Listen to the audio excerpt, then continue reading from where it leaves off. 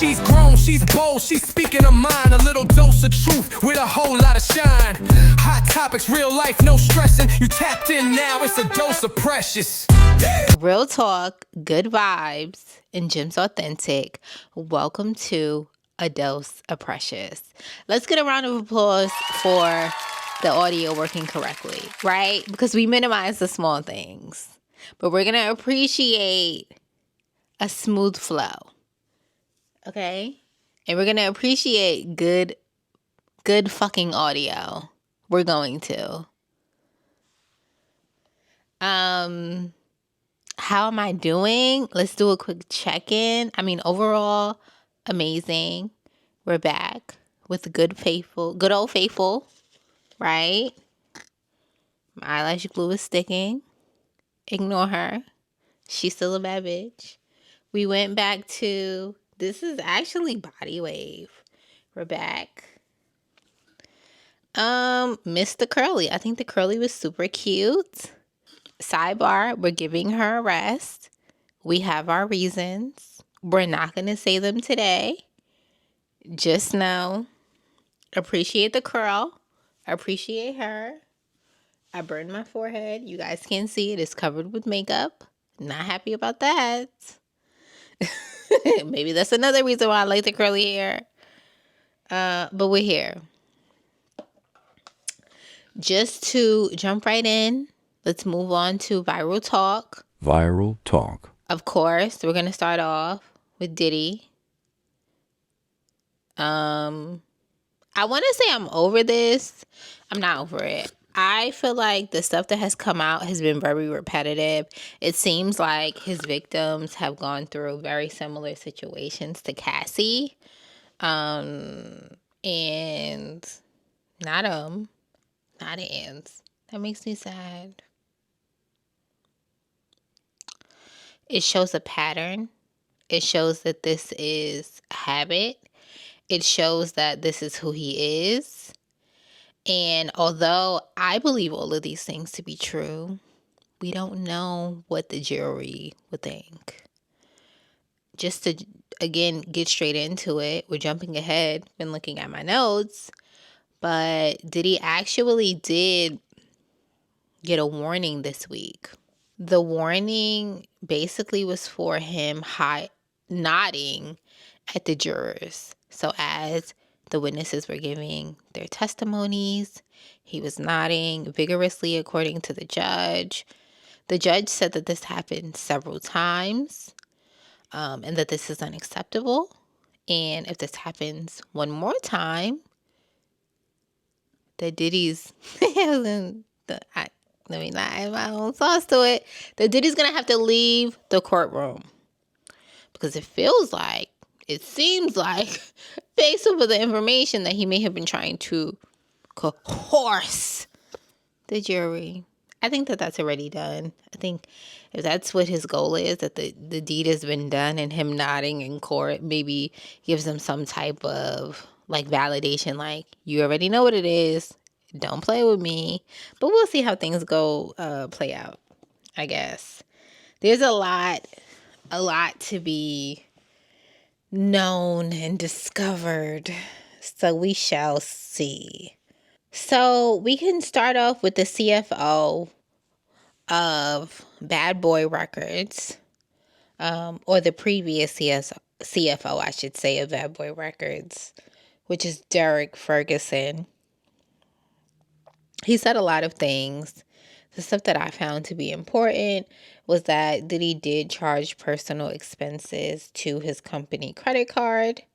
And they found, they would essentially move money around to make sure that things were paid appropriately.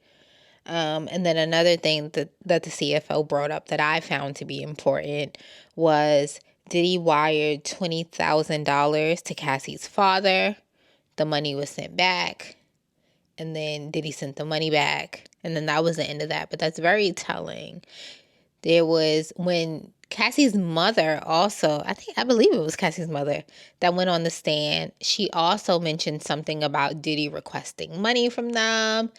And I think it was the same maybe not the same 20,000, but $20,000 that he requested for them because he had invested so much money into Cassie and her career that he wanted his money back. Essentially, a record deal is a loan. So, I mean, on one hand, it's like, I guess. On the other hand, if I took out a loan in my name, right? Because when you sign a contract that states that you are, in a business relationship with the record label, you are responsible for that business, deal. My parents wouldn't be responsible. So it's a very interesting situation. Another thing to note that the CFO said, and I want to note this because a lot of other people that have worked for Diddy has said the same thing, that his high passion and his motivation and his hard working ways made them motivated. It's so interesting. I want to give the information without giving my opinion, but I have to say this because it's so interesting, because America has created this environment where people feel like you got to work to the bone. You got to work.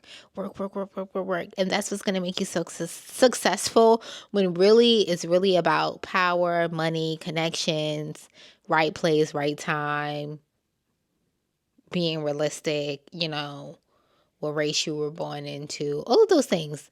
They'll play all of these roles. But it's interesting that this guy just motivated everyone. Everyone was so motivated to be so successful. Interesting. Anyway, moving on. Not that it isn't possible. It's just like, he beat everybody up. He was such a horrible person, but he motivated me. So it's just, I guess it can be a mind fuck. Like, it's one of those things. It's kind of like a mind fuck. Moving on. They had a forensic expert that came and said that the video that was released that everyone saw that went viral of Diddy beating Cassie's ass was not tampered with. In the past, Diddy's lawyers had said that the video was tampered with, which means that it shouldn't be used in the case and blah, blah, blah, blah, blah. The forensic scientist, the forensic expert said different. The video was accurate. It showed exactly what happened. The timestamps were not messed with. And so that's what happened at that moment in time. I say that to say we don't know what happened before. We don't know what happened after. But apparently what we saw was accurate. Crazy. And then we hear from Brianna. Brianna is Cassie's friend, one of her close friends, long-term friends, I think they described it as. And her testimony included just her saying that she's seen Cassie with black eyes, that Diddy held her over a balcony, which seems to be his thing. I've heard that he's done that to other people. He then threw her into some patio furniture. And she saw Diddy throw a knife at Cassie. He allegedly said verbatim, these are the quotes, "I am the devil. I will kill you." That's what Diddy said.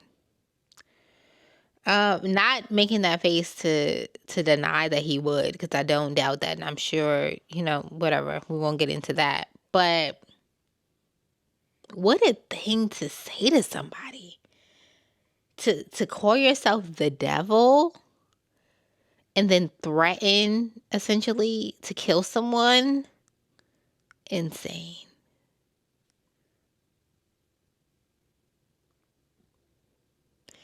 Based off of all of the interactions that she had with Diddy, she, meaning Brianna, she said that she has night terrors and essentially she has PTSD, and that she has really suffered based off of, the situations that she's seen and that she's been put in while being with Cassie because of Diddy. They asked well, why did you continue to interact with these people if you had all of these traumatic situations? And she said, I don't know. I think that at this point in time, if you're smart enough, you know that, based off of the experts that have come into the courtroom and have given their testimony based off of the limited information or the information that they were given, we know that victims of trauma, victims of abuse act in interesting ways that may not always make sense to a logical mind that may be looking in on the situation. But when you consider all of the emotional things that play into it, it definitely, I don't know if it'll make more sense, but you can kind of see how that person may have got to that conclusion. And then we hear from Jane. Jane had a lot to say. I don't even know if Jane's testimony is over at this point. But Jane was also a lover of Diddy. In my notes, I have a victim. She was a victim, but she was a lover of Diddy who also participated in these freak-offs. So her situation was really similar to Cassie's as far as like using the drugs to numb when engaging in these freak-offs, as far as like Diddy essentially forcing her to engage in these freak-offs, getting the prostitutes in order to, have these sexual encounters with her while Diddy would watch. And again, record on his phone. So all of the things, it was like, it's really, really similar to Cassie. I think one thing that she noted that would make it a bit different was the fact that she didn't highlight as much physical abuse as Cassie did. But overall, it just felt very, very, very similar to Cassie's situation. She reported that she would have sex with up to 3 men at a time, and when she would basically ask for protection, that Diddy would get really upset about that because it would just kind of like ruin his fantasy. She took control of finding who these sexual partners would be because she didn't want someone random entering her body. She also spoke about encounters where basically she would see the sex worker essentially and not be attracted to them, and so that would be something that would damper the night for Diddy and he would get really upset. She also mentioned several times where she tried to, or not she tried, she did. She clearly expressed her feelings to Diddy and let Diddy know that she was not interested in doing these freak offs, and Diddy did not care. He didn't care. He liked it, and so he felt like she should like it. He was essentially paying her bills. She was on allowance up to $20,000 at one point, and essentially he was like, this is the trade-off for me paying for your life. It seemed as if, even though she said she didn't care about him being with other women, it seemed as if she really wanted like a real relationship with him, and he was looking for someone that would be able to give him what he wanted as far as like physically. And there was a really strong disconnect between the two. She also spoke about a time where Diddy let her know that she needed to get her nipples pierced. Of course, she got them pierced. Unfortunately, the nipple piercings did get infected, and so she has to take them out, and he was really upset when she took them out. She noted, similar to Cassie, that she often suffered with like UTIs and yeast infections. Again, like Cassie, just speaking about it being a cycle, and it got to the point where she was engaging in these freak-offs at least once a week or at least bi-weekly, and it was a lot for her.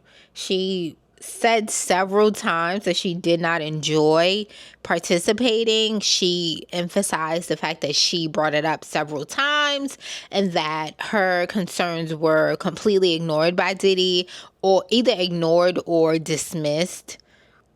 And like Cassie, she brought up the fact that she participated in these freak offs because she knew that these things would make Diddy happy. That's so interesting to me. And it's so sad because it's almost as if they were, not almost as if, essentially they were seeking his validation and they were doing anything that needed to be done in order to get it. And it's honestly just like super sad. When she finally successfully ended the relationship, although he did attempt to, re-engage in that relationship, and she did reach out to him to express her trauma and her, just the after effects of everything. It got to the point where he was, I guess, essentially upset that she, not upset, but maybe like frustrated or annoyed that she kept bringing up her concerns. And he essentially told her, like, put a price on your pain, baby.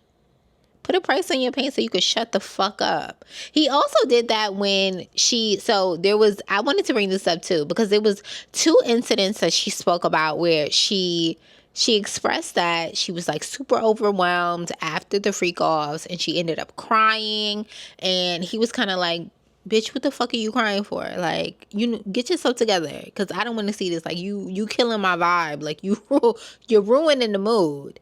And I laugh, but it's not funny because it's like so fucked up. And you can just tell that it just gives like this man who becomes so rich that everything is at the palm of his hands. He feels as if he can do whatever he wants and he should not be held accountable. And essentially he got away with it for 40, 50 years. How old is he? Maybe 40, 45 years.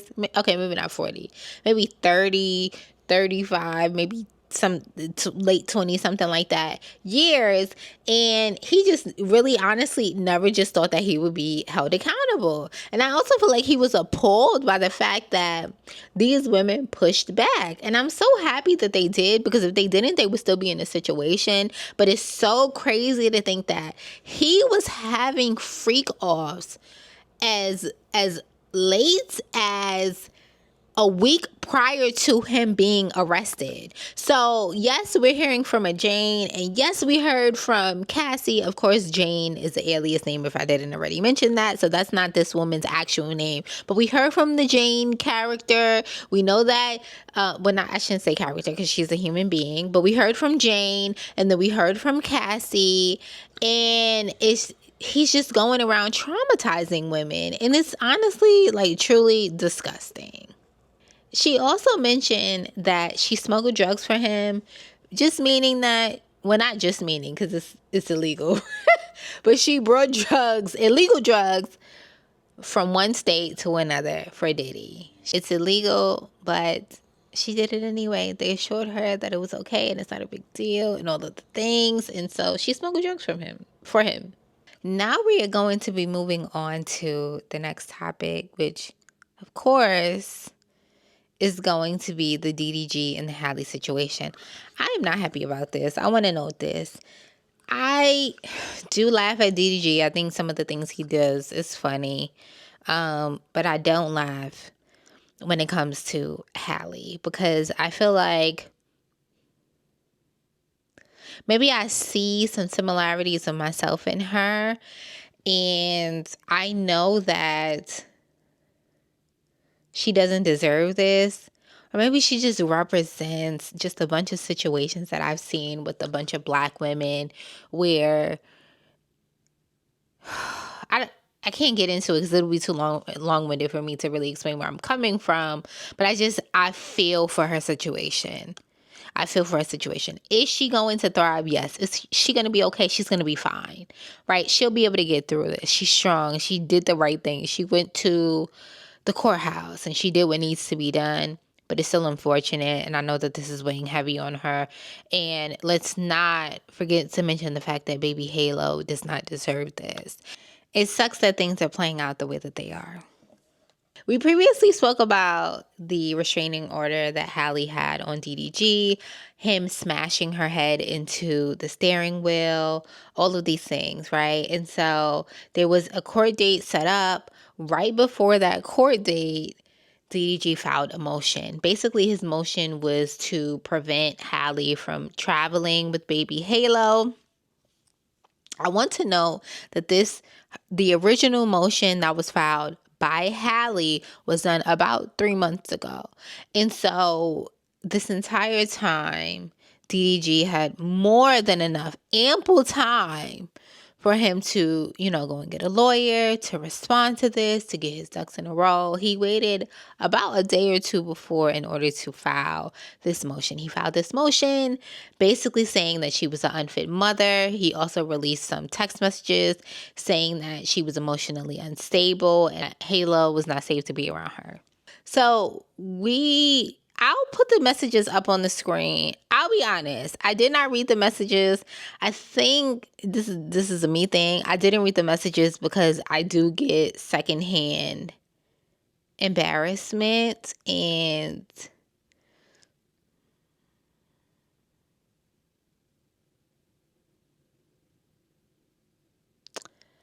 so I read some of the messages. I can tell that she was upset. I know that it was mentioned. I guess I should read the messages. Let's read the messages together. Okay, so in reading the messages, please take Halo. This is Halle saying, please take Halo. I'm genuinely scared of you, man. I feel like you're going to kill me in my sleep one day. I'm not allowing you in my house around guns. Please go home. I'll pick up Halo from there.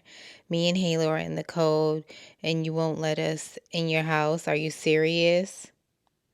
So in reading the messages, honestly, it just felt like she was overwhelmed. I think a lot of the times as Black women, there's no space to be vulnerable. There's no space to be sad. There's no space to really ask for help. A lot of the times they say open up your mouth and ask for help or reach out and let people know that you need support in this time. But what do you do when you're at your breaking point and you do ask who you think is your village to help you and they don't do anything? She leaned on who was supposed to be he was supposed to be her village. He was supposed to be her person. He instead of supporting her, when she said take Halo, right? He was supposed to come and get the baby and figure shit out from there. Because she said, right now in this moment, I need a break. Right now in this moment, I need help. That's what he was supposed to do. Really, if he was really that guy, he would have tried to help her and still take the baby, right? Because if it was a woman, that's what a woman would have did. Get you the help that you need and still hold you down. Very simple, very easy, very 1, 2, 3. Now, would it have been a difficult task? But what I mean by very simple, very easy, very 1, 2, 3 is that would be the initial thought. But no, what does he do? He doesn't do that. And then he ends up exposing the messages. That makes you look crazy because it looks like she was going through postpartum. And it looks like at her weakest moment as a dad, you didn't give a fuck. Because you was just like, oh, she just talking. She just this, she just that. Because that's the type of shit that you do, right? Do anything to get the reaction that you want. But in this moment, she needed help. And you didn't give a fuck. You ignored that.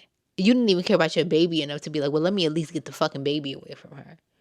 Let's at least relieve, even if it's not about her, let me get my baby away from her to make sure my baby is safe. So when these people try to defend him, I'm like, oh my gosh, are we seeing the same situation from the same perspective? My theory is, one, a lot of the people that defend him are children and or stupid, same thing, right? Either you're stupid or you're children. Or they're bots. Because I go on these, sometimes I'm like, sometimes people say the most outrageous thing, and it's like so opposite of what I'm saying. I'm like, oh my gosh, like I have to click on your page to see what the fuck you have going on. And a lot of the times, it's like you have a whole bunch of AI videos, or you just got a whole bunch of reposts. It's giving, bitch, you're a bot. So remember that. And it would make sense that he would buy bots. That just, it feels so right. I'm 6 weeks and 3 days pregnant, and my child's father, all within a day of finding out that I was pregnant, that I may have an ectopic pregnancy, going to the emergency rooms, spending hours and hours and hours getting poked and prodded to find out that my baby's okay and in my uterus where they should be, and my hormone levels are where they should be. So, and within a day of finding all that out, the father of my child said he doesn't want this. He doesn't think this is a good idea, and he wants me to not keep the baby. Let me be very clear that my child's father was very aware of what was going on. This wasn't like nobody was trapped. He repeated over and over and over again how bad he wanted us to have a baby, how bad he wanted me to have a baby, how bad he wanted me to get pregnant. And then I get pregnant and he's like, no. And today he told me, well, listen, you have to get rid of the baby because actually I'm married. When we got together, thought we were getting divorced. I had requested a divorce. Things was done, I thought, but that didn't happen. And now I'm trying to work my marriage out. So you cannot have my baby. So now here we are.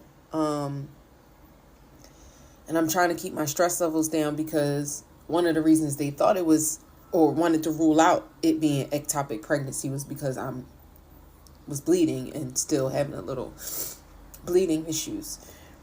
You know, I'm trying to stay calm, keep the stress down, so I don't harm my baby, but I'm just struggling because I'm trying to figure out why I needed this. Why I needed to be trying to ask God, like, why I needed to be bent and broken and snapped in this way. I was minding my business, y'all. That man was persistent to even get a chance with me. And we were damn near living together. And then to say, and now my poor baby. Poor baby. I didn't want this life for my baby. And you know what? I'm 41. I don't have any children. This is my first child. I didn't ever even think I wanted any. So I certainly wasn't trying to but now it's here.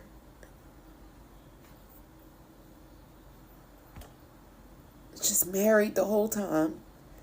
Intentionally got me pregnant. And once I got pregnant, told me, I don't want nothing to do with this.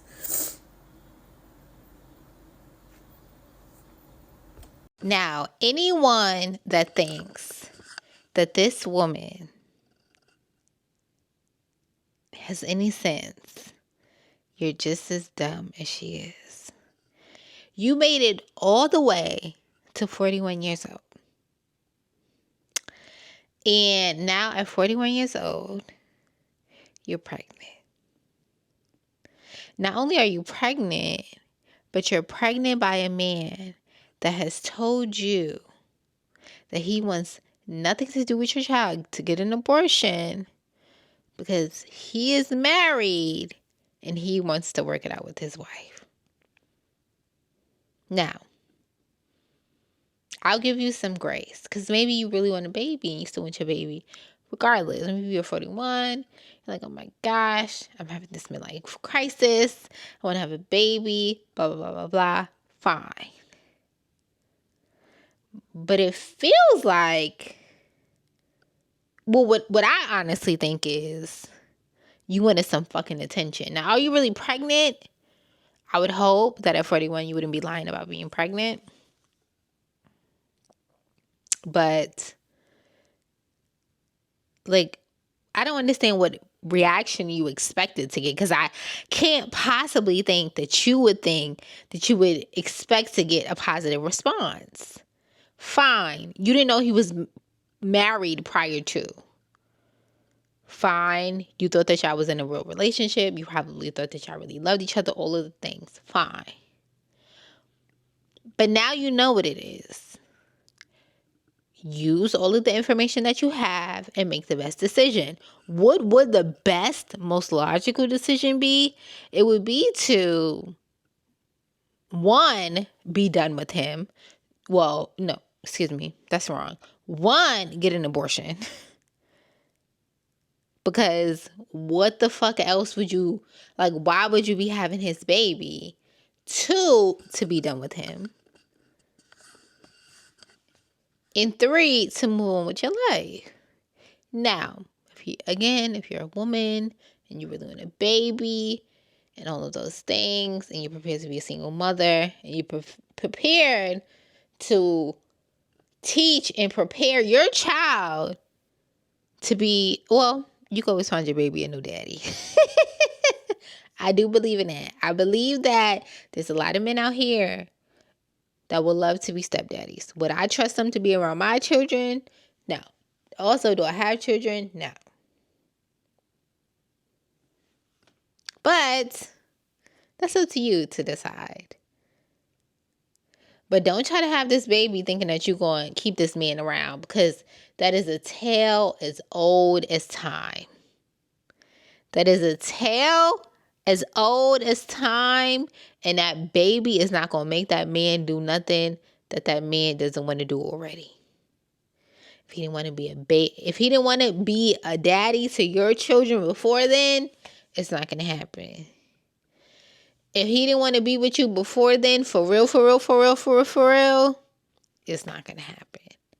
Now, how did he finesse being with you and having a whole wife at his big ass age? Because I can't imagine me being in a relationship with somebody and us not, like, spending ample amount of time without him having to go back to a wife. Now, men can be tricky and they can be really sneaky. You find you the right one, he can be a sneaky little bitch.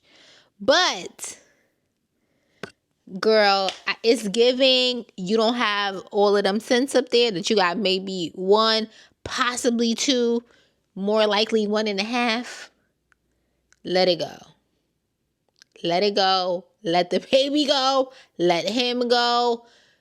Let the post go. I hope you got some money or whatever from it, if this is even a real story, because I believe that the girls love to come up with a fake story to wow the girls and to get some coins and to get relevant on TikTok. But we won't talk about that. Move the fuck on. That's it. Moving on. Goodbye. Adios with the whole entire situation. So now we're going to move on to show recap. I know I keep talking shit about Real Housewives of Atlanta and we keep coming back and reviewing it. It's hilarious.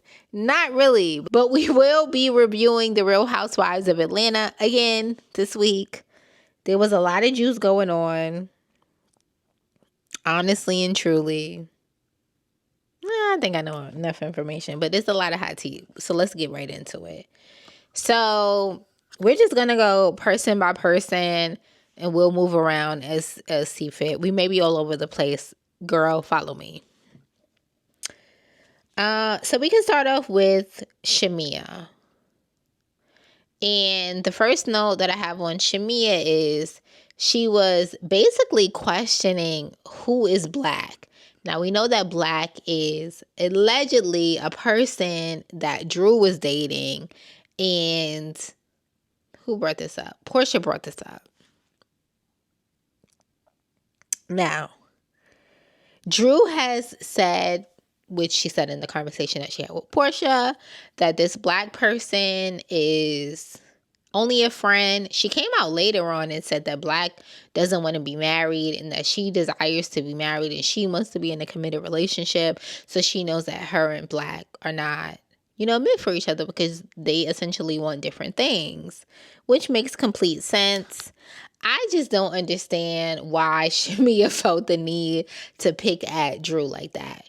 Now, is Drew my favorite person on the show? No. What I will say is, because I didn't peep this until somebody said it, is they keep bringing Drew into their little storyline. Like, everybody has a problem with Drew. Everybody has something to say about Drew. Everybody want to say something about Drew's situation. Not everybody, but pretty much everybody, except for Cynthia at this point. And it's Cynthia, and of course Angela is her girl. So I'm like, y'all made Drew very relevant. Now, for a person who, in my opinion, overall Drew typically she's very boring. What I will say, she does give her life, but for whatever reason, like, Drew just does not, she don't be eating like that. Like, I don't know how to explain it. Like, she's just not really a standout character. But y'all made her so relevant that on one hand, I would have been like, bring Drew back or not. Who would care? But I'm like, she's so relevant for y'all storyline, it would make sense to bring the girl back. So yeah, very interesting. And then we can move on to Shamia and Britt. Shamia had every right to say everything she said about Britt. Now, I told you guys before that I typically watch the episode twice. So I watched it once. I have watched it. Second time I watched it and I took notes. And when Shamia was saying her grievances, or I shouldn't say grievances, when Shamia was talking about giving and being a fruitful giver, which is something that I feel like she brought up more than once. Like, this is a recurring thing, that she is a cheerful giver and she likes to give back and all of these things. Did Britt drop the ball? Yes. Does Britt not know what to do? I think so. I think when Kelly said that she just thinks Britt doesn't know what to do, I think she ate that up. Kelly does have a very youthful spirit about her, and I love that for her. I like Kelly actually a lot. But I think that Kelly is very seasoned. I think that Kelly is a woman. I think that Kelly is like, she has this classy thing about her. Yes, she likes to be naked. Yes, which I'm not mad at. Yes, she likes to have a good time. Yes, she's a shy girl. All of the things. Much like Shamia. Yes, Shamia doesn't like to necessarily be naked, but she's a fun girl. She's a good time. She's very friendly. All of the things. But when it comes to, the P's and the Q's, she knows where to, dot her I's and cross her T's and all of the things. Like, she's very much so meticulous. And I like that about both of them. Britt doesn't give that. Britt doesn't give that. And for some girls, you don't necessarily need to have that. For example, Portia. Portia's going to be that girl regardless. But Portia just does not give that. But when it comes to certain things, I don't know, of course, Portia's just been in, communication around certain people, whatever the case may be. And so she was able to do that. Or maybe her mom. I don't know where it came from. But whatever it is, certain things, she has it. And for whatever reason, Britt just does not have it. And it may be lack of exposure, all of those things. But I feel like when you get around people that have money, I would assume that they all give back to some extent. Or maybe that's like girl. Moving on. Britt doesn't like, she's not a cheerful giver. She's not. It's not even funny. That wasn't even a joke. It's just like, she's not. So what am I trying to say? And then for you, and I agree with Shamia, for you to pull up in a Rolls Royce and a Birkin, and you give two pieces of, a toilet paper or whatever she gave, and then they talk to you and you still only send $200 when the stuff you bought was probably not even $50. And then you sent $200, so you sent $250. But you're driving a Rolls Royce. You're you have a Birkin. You're on a television show where it's literally about luxury. Even if that wasn't what you were going to do in real life, like, girl, you couldn't even fake it for the television. And you may be like, well, why would you fake it? It's like, girl, you can't even keep up the facade enough to be like, let me do my little one too. Let me do my little one too. Okay, that only makes you look broke, mamas.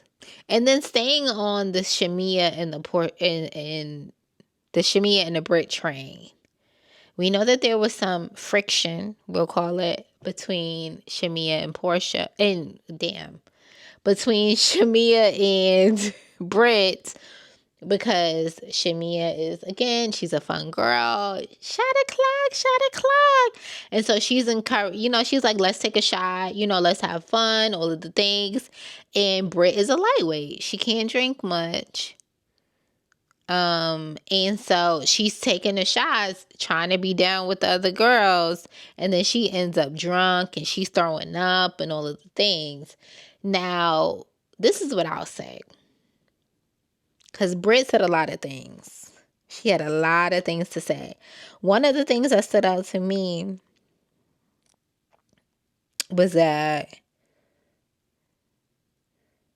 Brit kept saying that shots are like ghetto and that shots are for hood rats. And that's part of the reason why she's not likable. Because why would you say something like that? Because how many people in America take shots? Or how many people take shots, period? But number two is, if you're a lightweight and you're an adult, Brit is a grown-ass woman, all you have to do is say, no, I don't want to take a shot. Shamia doesn't have like a gun to your head forcing you to take the shot. You're the one that's taking the shots because you want to be down with the cool girls so bad. When she was at the dinner, I don't know if anybody else peeped this, but I peeped this.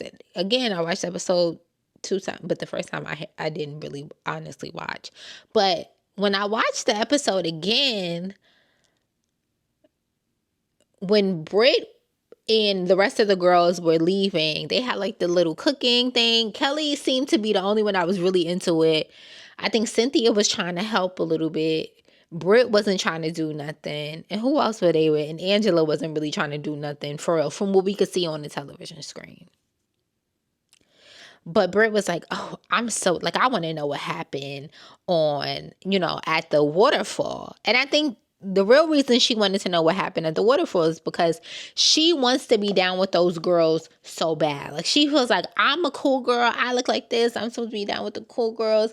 And y'all put me with like the secondary, when in reality, nobody really likes you on the cast. Like, the girls may be acting. The only girl that really liked you was Kelly. And I think the only reason why Kelly liked you is because Kelly came in brand new with you. Now, Kelly is a nice girl. She's a fun girl. And it's not that she would have necessarily a problem with you. But the minute you showed who you really are, nobody liked you. Nobody fucked with you because you're just not like, should I say genuine? You're not like, that's why you don't got no fucking friends. And that's not to, I shouldn't say that because I don't really have a lot of friends, but it's just something, this is what it is. It's because it's something very off-putting about Brittany. It's something very off-putting about Brittany. And the minute that she shows who she really is, it's like nobody ends up liking her because it's something off-putting about her. And I think we'll get into it, but Phaedra clocks it. Phaedra clocks it immediately. And I don't think that this is like only a TV reality, I need to be on 10 because these girls are going to be on 10 type of situation.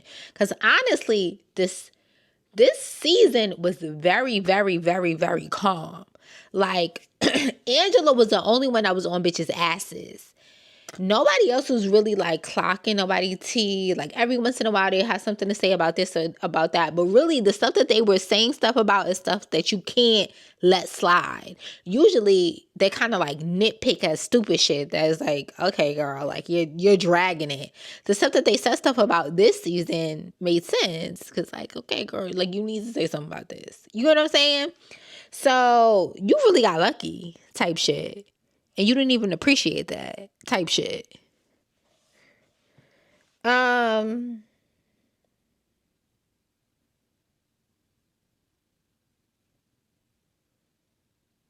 Okay. We have more on Shamia, but we're gonna skip that for now because we don't want it to go.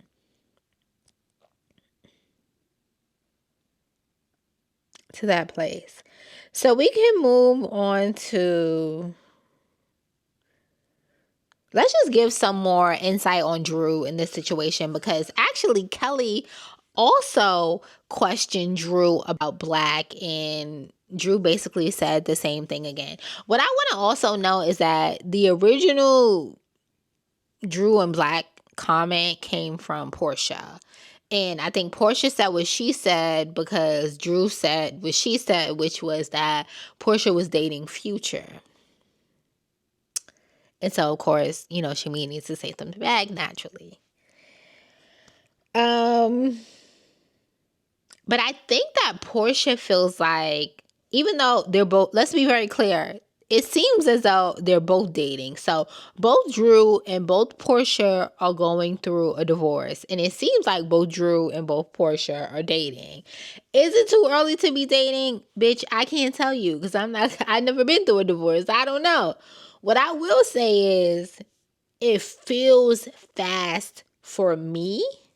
But I also can recognize that my process and how I maneuver through, you know, situations or relationships is going to be completely different from how others do. So I can respect that they just may be like, you know, it's time to go, and that's just not something that I would do. I also can recognize, like, as an adult, that it probably didn't end when we found out it ended naturally, right? So that's another thing. But I feel like Portia is dating, and so she's like, of course. Like, if I'm dating, then you dating. But it seemed like both of the girls are, what you call it? Romantics. Should I say that? Romantics. And, you know, they move on a bit fast, in my opinion. And so now we can move on to Angela. And we know that on this trip, Angela actually is, well, supposed to be celebrating her 8th year in wedding anniversary. But she's not with her husband, of course, because she's on the girls' trip, which I get, you know, it's an obligation. It's a contractual obligation at that. And so I get it. On the other hand, I feel like her and Charles, I don't think she hates Charles. I think Charles hates her.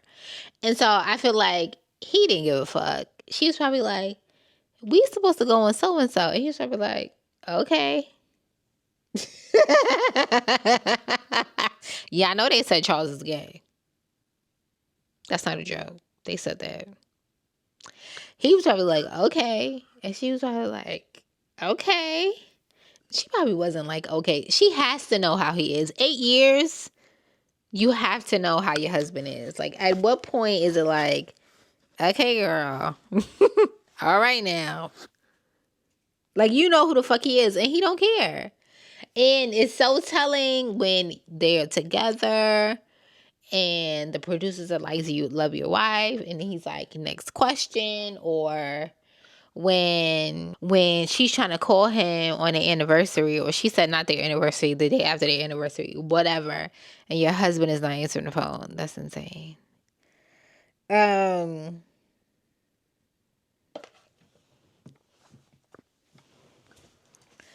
man just don't like her. Even when he did answer the phone, he just was like so irritated, and he was just so like, bitch, what you doing on my phone? That's the energy he gave. Like, bitch, what the fuck? What the fuck? I want to make a joke out of it, but it's honestly not funny. It's not.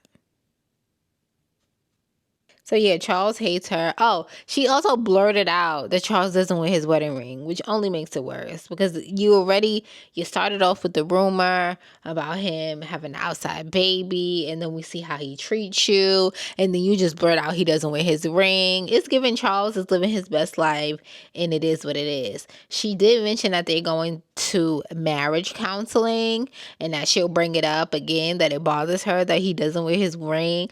I don't think he gives a fuck. Not I don't think. He don't give a fuck. He don't give a fuck. He don't care. So save your breath. And talk about something that maybe I could change for real. Because he don't give a fuck. We can move on to Phaedra. You know, Phaedra, take your mean girl tactics elsewhere. She had all of that shit to say about Married to Medicine. Oh my God, they're so mean. They're so mean. The bitches are mean, but you're meaner. They're mean, but you're meaner. You're not gonna sit here and tell me that you was tussling with the damn you on there on the likes of damn Nene with her mean ass, and you go to Married to Medicine and all of a sudden they so mean. The bitches are mean, but you're meaner. I thought that was what I did appreciate was that she gave Britt some gems because Britt really needed it. Now, at that point, was Britt already out anyway? Yes, she was.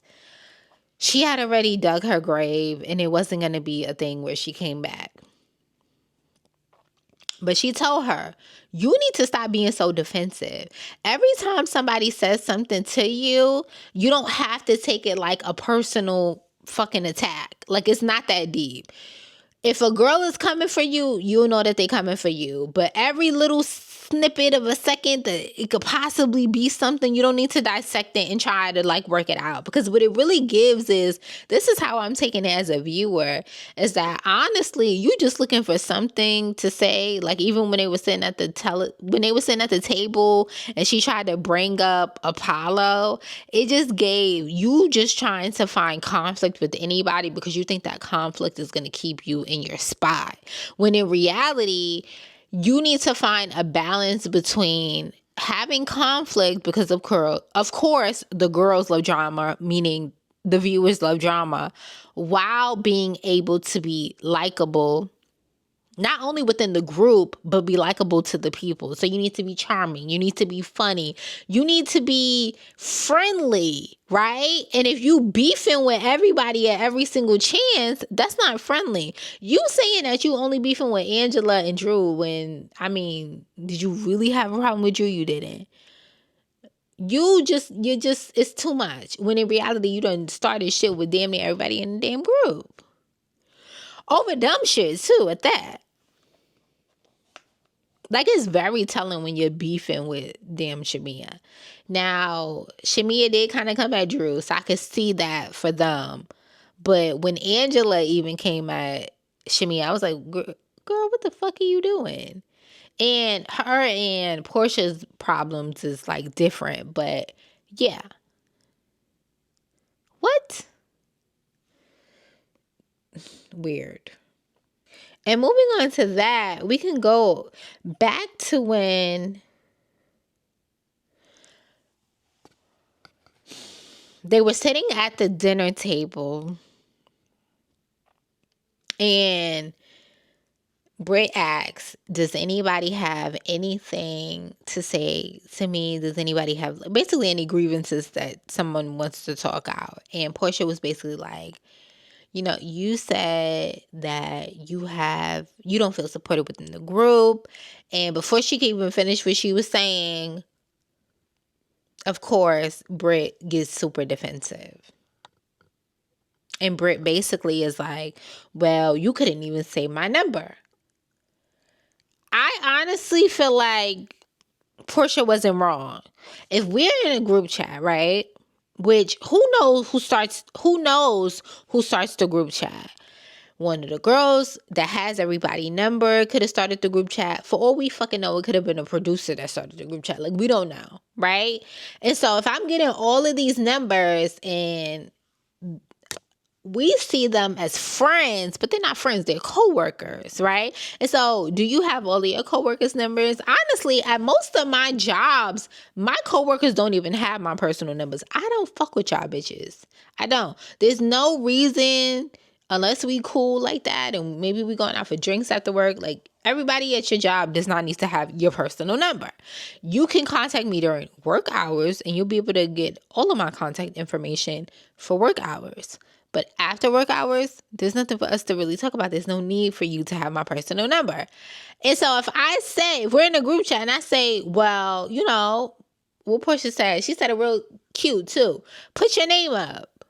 Who is this? Put your name up so that I know who I'm talking to, which listen, I've been there where I'm like, I don't save nobody's number. Da, da, da, da. Listen, if I want to talk to you, if you're somebody that I find to be some type of valuable, I'm saving your number. Why? Because, listen, I forget who the fuck I'm talking to. You got to go back through the messages all the time. But I'm going to save your number. If you don't give me a real reason to save your fucking number, bitch, your number's not saved, then I don't give a fuck. So, but my number, you can't even save my number. Da, da, da, da. No, bitch, I can't save your number. And no, I'm not inviting you to the silence because you're not likable and nobody likes you. That's the truth. They didn't say it, I said it. Nobody likes you. That's why you don't have no friends. The girls, they're jealous of me. They're so jealous of me. I don't really think that they're jealous of you. And do I think the jealousy thing is a realistic thing? Absolutely. Bitches do be jealous. But you're just unlikable. Moving on. She actually reminds me of someone that I met too. And I didn't make that correlation until now. So I thought you were unlikable before then. But right at this moment, she definitely reminds me of someone who was like a pretty girl, horrible personality, very unlikable, and maybe had one friend that long term that just like kissed her ass type shit. And if that's not the dynamic, then she would never have any friends. Oh, and I did want to know too that Portia called Cynthia Bigfoot and said she was going to have to show up to the dinner with the, what is it called? The Prime Minister with nubs. I thought that was funny when she called her Bigfoot. And I also thought it was funny how all of the girls were trying to low-key like shoot they shot at the Prime Minister. And I was just like, girls, stop. Oh, and so just really quickly, the news broke that Brit has begun the process to sue Bravo. So she's suing Bravo over the Kenya situation. She did not show up to the reunion. The reunion recorded, I believe, last Tuesday, something like that. And she wasn't there.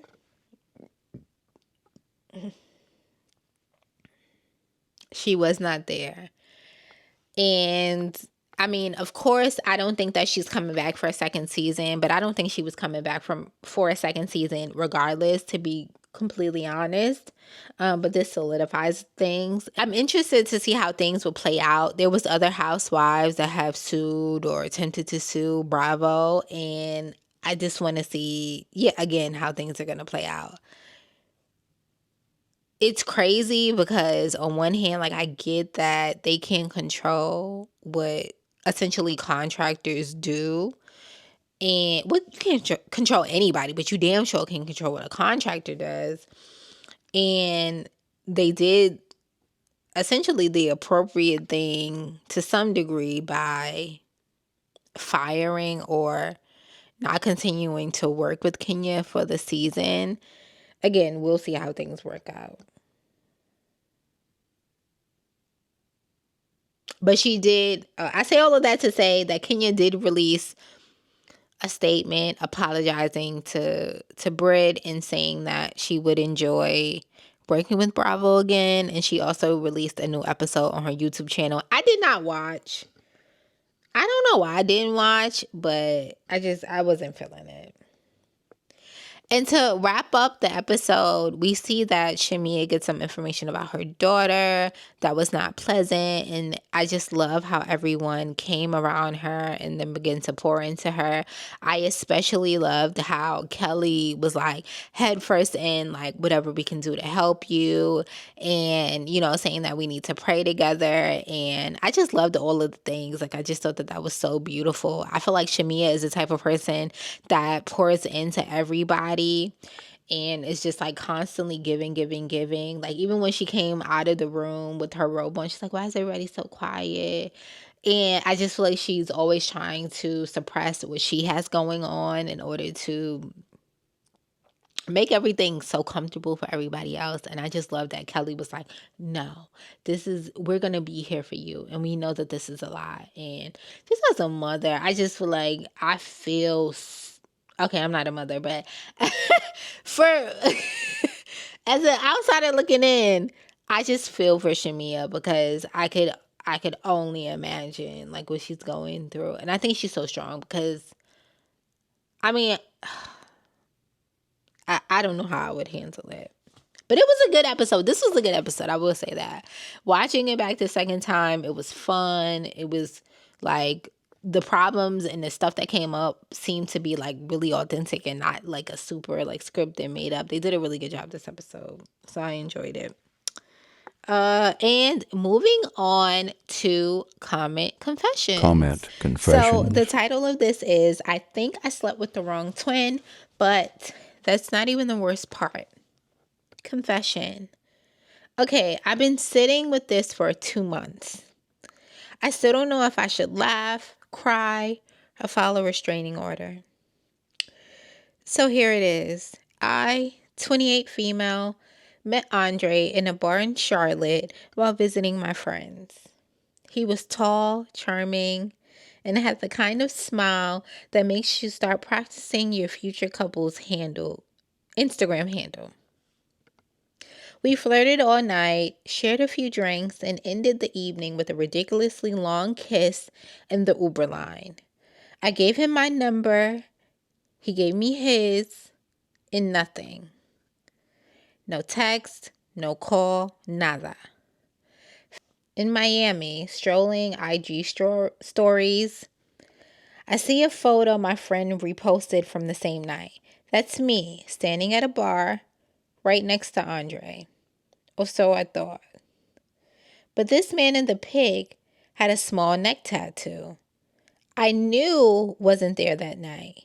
I zoomed in, looked again, same face, but definitely a tattoo. So I do some lurking. Classic detective work. Then boom, I find 2 profiles.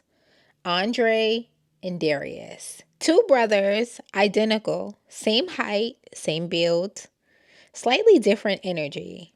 I finally realized then I met Darius that night, not Andre. I got the name wrong. Here's where it gets messy. A week after I uncover the twin situation, Darius finally texts me. We start talking again, and he apologizes for the radio silence. Says he had a situation with his ex and he wanted to be respectful before starting something new. Responsible. We met up again, had dinner, and things picked up from there. Chemistry, still off the charts. We hook up that night, and it's honestly one of the best nights of my life. And then I start noticing weird things. Like he's distant after 10 p.m. Only calls me when he's on his way to work. Never wants to FaceTime. I tell my best friend, who immediately says, girl, you are not dating one of the twins. You're dating both and don't even know it yet. I laughed, but the seed was planted. So I do what no emotionally stable person would do. I test him. I text Darius asking to hang out on Friday.